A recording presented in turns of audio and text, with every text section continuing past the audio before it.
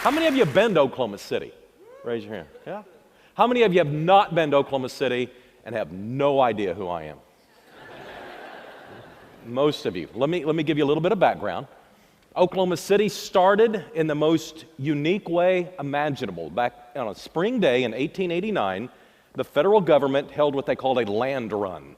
They literally lined up the settlers along an imaginary line, and they fired off a gun, and the settlers roared across the countryside and put down a stake. And wherever they put down that stake, that was their new home. And at the end of the very first day, the population of Oklahoma City had gone from 0 to 10,000. And our planning department is still paying for that. The citizens got together on that first day and elected a mayor. And then they shot him.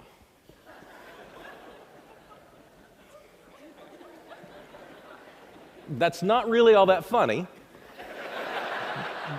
but it allows me to see what type of audience I'm dealing with, so I appreciate the feedback. The 20th century was fairly kind to Oklahoma City. Our economy was based on commodities, so the price of cotton or the price of wheat, and ultimately the price of oil and natural gas. And along the way, we became a city of innovation. The shopping cart was invented in Oklahoma City.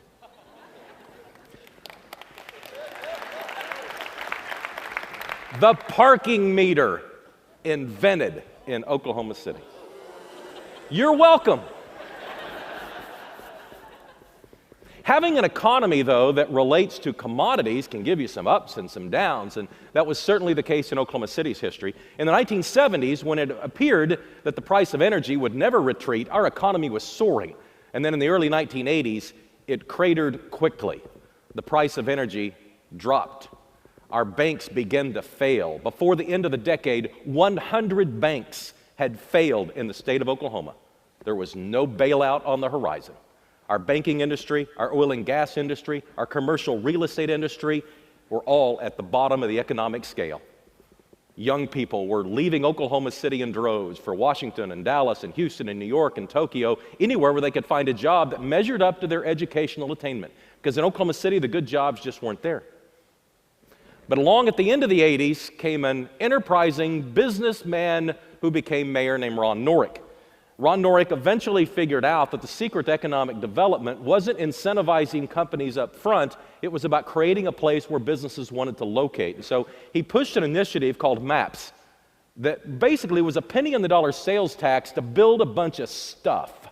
It built a new sports arena, a new canal downtown, it fixed up our performing arts center, a new baseball stadium downtown, a lot of things to improve the quality of life. And the economy, indeed, seemed to start showing some signs of life. The next mayor came along. He started Maps for Kids, rebuilt the entire inner city school system, all 75 buildings, either built anew or refurbished.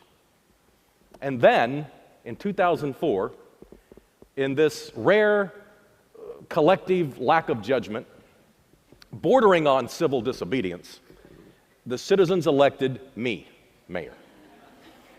Now, the city I inherited was just on the verge of coming out of its slumbering economy. And for the very first time, we started showing up on the lists. Now, you know the list I'm talking about.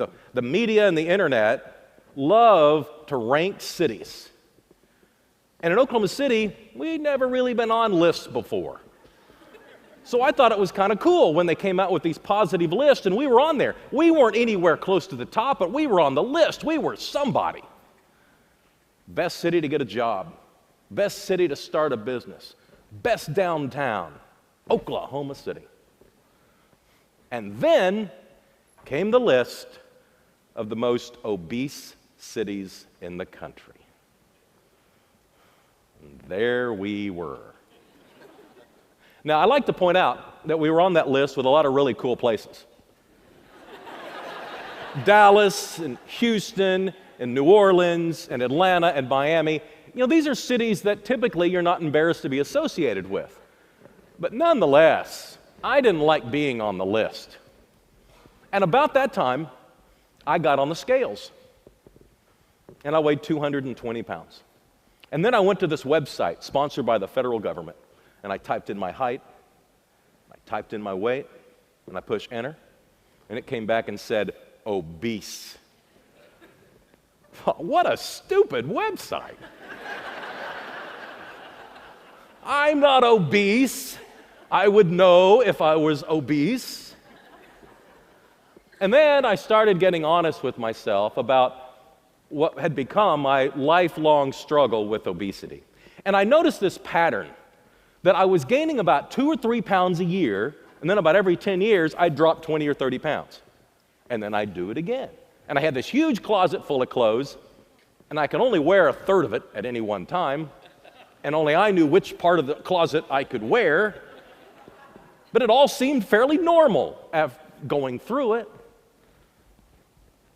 Well, I finally decided I needed to lose weight, and I knew I could because I'd done it so many times before, so I simply stopped eating as much.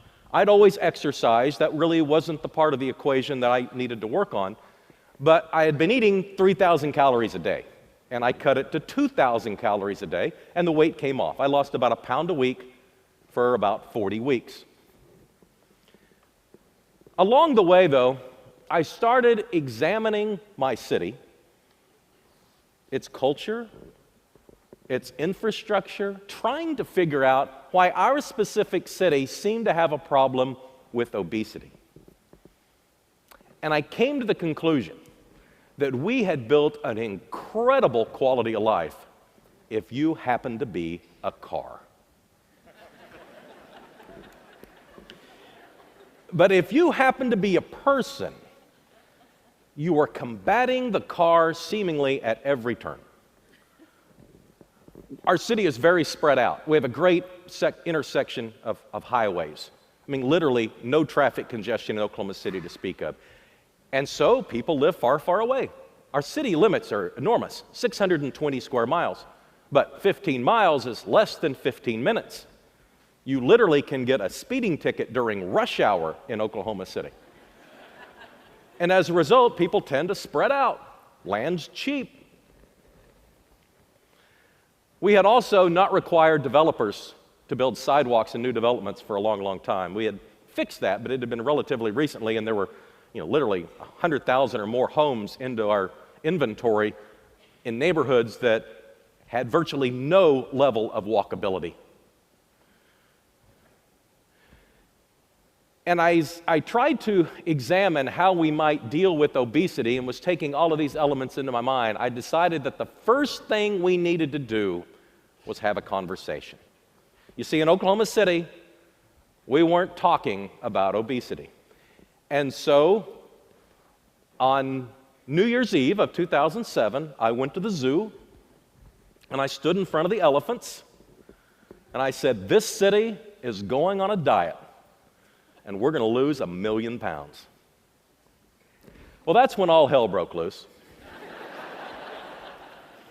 The national media gravitated toward this story immediately.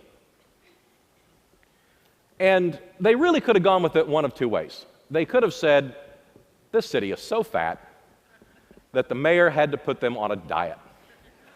But fortunately, the consensus was, look, this is a problem in a lot of places. This is a city that's wanting to do something about it. And so they started helping us drive traffic to the website. Now, the web address was thiscityisgoingonadiet.com. And I appeared on the Ellen DeGeneres show one weekday morning to talk about the initiative, and on that day, 150,000 visits were placed to our website. People were signing up. And so the pounds started to add up. And the conversation that I thought was so important to have was starting to take place. It was taking place inside the homes. Mothers and fathers talking about it with their kids. It was taking places in churches. Churches were starting their own running groups and their own support groups for people who were dealing with obesity. Suddenly, it was a topic worth discussing at schools and in the workplace. And the large companies, they typically have wonderful wellness programs, but the medium-sized companies that typically fall between the cracks on issues like this, they started to get engaged and used our program as a model for their own employees to try and have contests to see who might be able to deal with their obesity situation in a way that could be proactively beneficial to others. And then came the next stage of the equation. It was time to push what I called MAPS 3. Now, MAPS 3, like the other two programs, had an economic development motive behind it, but along with the traditional economic development task, like building a new convention center, we added some health-related infrastructure to the process. We added a new central park, 70 acres in size, to be right downtown in Oklahoma City. We're building a downtown streetcar to try and help the walkability formula for people who choose to live in the inner city and help us create the density there. We're building senior health and wellness centers throughout the community. We put some investments on the river that had originally been invested upon in the original maps, and now we are currently in the final stages of developing the finest venue in the world for the sports of canoe, kayak, and rowing. We hosted the Olympic trials last spring. We have Olympic caliber events coming to Oklahoma City and athletes from all over the world moving in, along with inner city programs to get kids more engaged in these types of recreational activities that are a little bit non-traditional. We also, with another initiative that was passed, are building hundreds of miles of new sidewalks throughout the metro area. We're even going back into some inner city situations where we had built neighborhoods and we had built schools, but we had not connected the two. We had built libraries and we'd built neighborhoods, but we'd never really connected the two with any sort of walkability. Through yet another funding source, we're redesigning all of our inner city streets to be more pedestrian friendly. Our streets were really wide, and you'd push the button to allow you to walk across, and you had to run in order to get there in time. But now we've narrowed the streets, highly landscaped them, making them more pedestrian friendly, really a redesign, rethinking the way we build our infrastructure, designing a city around people and not cars. We're completing our bicycle trail master plan. We'll have over 100 miles when we're through building it out. And so you see this culture starting to shift in Oklahoma City. And lo and behold, the demographic changes that are coming with it are very inspiring. Highly educated 20-somethings are moving to Oklahoma City from all over the region and indeed even from further away in California.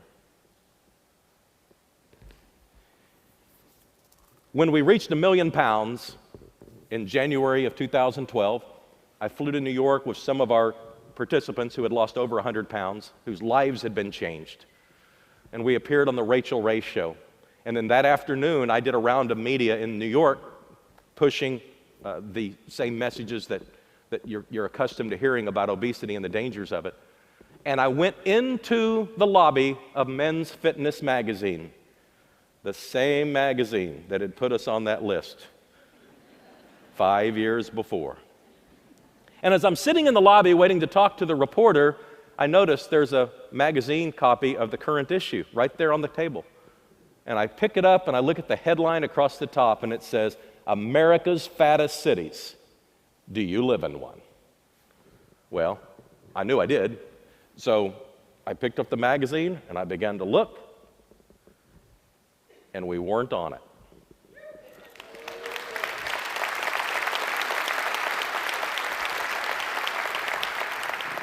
Then I looked on the list of fittest cities, and we were on that list. We were on the list of the 22nd fittest cities in the United States. Our state health statistics are doing better. Granted, we have a long way to go. Health is still not something that we should be proud of in Oklahoma City, but we seem to have turned the cultural shift of making health a greater priority. And we love the idea of the demographics of highly educated 20-somethings, people with choices, choosing Oklahoma City in large numbers. We have the lowest unemployment in the United States, probably the strongest economy in the United States. And if you're like me, at some point in your educational career, you were asked to read a book called The Grapes of Wrath. Oklahomans leaving for California in large numbers for a better future. When we look at the demographic shifts of people coming from the West, it appears that what we're seeing now is the wrath of grapes.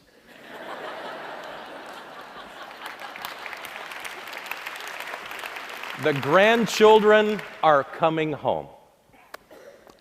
You've been a great audience and very attentive. Thank you very much for having me here.